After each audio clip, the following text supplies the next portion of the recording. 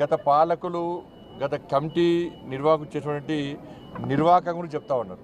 వాళ్ళ స్వామివారి ఆస్తిని జాతీయ సంపదను కొల్లగొట్టే ప్రయత్నం చేశారు. వాళ్ళ ఎర్రచందనం వీళ్ళంతా వీరప్పన్ వారసులు. అంతా కూడా వీరప్పన్ వారసుల చేతిలో మొన్నటి వరకు కూడా టీటీడీ ఉండే.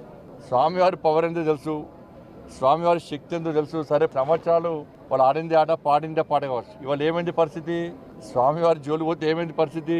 కాబట్టి ఎర్రచందనం పేరుతోని దొంగదందా చేస్తూ వేల కోట్ల రూపాయల స్వామివారి ఆస్తిని జాతీయ సంపదను దోచుకుంటూ వాళ్ళే ఇవాళ రాజకీయాలను శాసించే స్థాయికి వచ్చారు. రాజకీయ నాయకులను వాళ్ళ గుప్పిట్లో పెట్టుకొని ఎన్నికల్లో గెలవాలన్నా, ఎన్నికల్లో ఖర్చు పెట్టాలన్నా, పార్టీలు నడవాలన్నా, చివరకు ప్రభుత్వాన్ని కూడా అప్పులు ఇచ్చే స్థాయికి వచ్చినంటే ఇంతకన్నా దుర్మార్గం, ఇంత సిగ్గుచేటి కూడా కాదన్న విషయాన్ని మనం గుర్తుంచుకోవాలి. తప్పకుండా దీన్ని వదిలిపెట్టే ప్రసక్తి లేదు.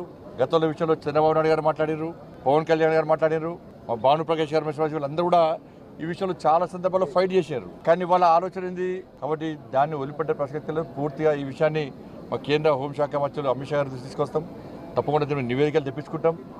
ఎర్రచందనం స్మగ్లింగ్ పేరుతోని స్వామివారి సంపదను, జాతీయ సంపదను ఎవరైతే దోచుకున్నారో, అక్రమ దందా చేశారో ఆ మూర్ఖులను వదిలిపెట్టే ప్రసక్తి లేదు. మా మీద ఏ రాజకీయ ఒత్తిడి ఉండదు. రాజకీయ ఒత్తిడిలకు భయపడేటువంటి వ్యక్తులం కాదు. మేము ప్రజా సంపదను, శ్రీవారి సంపదను, జాతీయ సంపదను కాపాడే వ్యక్తులం. ఇన్ని రోజులు మీరు ఆడింది ఆడపాడు. ఇక్కడి నుంచి జరిగే ప్రసక్తి లేదు, వాళ్ళని వదిలిపెట్టే ప్రసక్తి లేదు.